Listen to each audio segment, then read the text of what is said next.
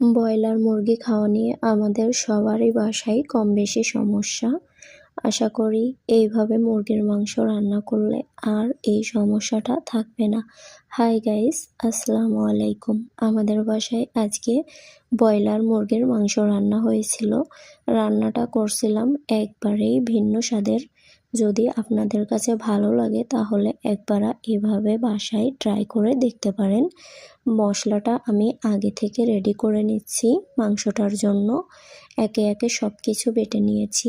এরপরে আমি মাংসটাকে একটু সিদ্ধ করে নেব। তার জন্য আমি হাফ কাপ পানি দিয়েছিলাম। দেওয়ার পরে এর ভিতরে লবণ এবং হলুদ দিয়ে ভালো মতো সিদ্ধ করে নিয়েছি।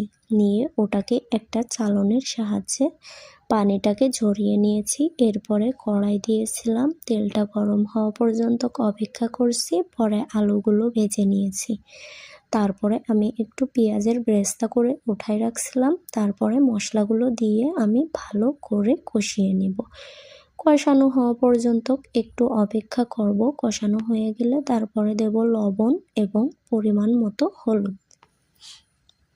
লবণ হলুদটা দেওয়ার পরে হাফ চামচ ধনে গুঁড়া দিয়ে আরও একটু কষিয়ে নেব। গুঁড়া মশলাটা একটু পরে দিয়েছিলাম, কারণ গুঁড়া মশলাটা আগে দিলে পুড়ে যেত, যেহেতু আমি এখানে কোনো পানি ব্যবহার করি নাই। এইভাবে মুরগির মাংস আপনারা রান্না করে খেয়ে দেখতে পারেন।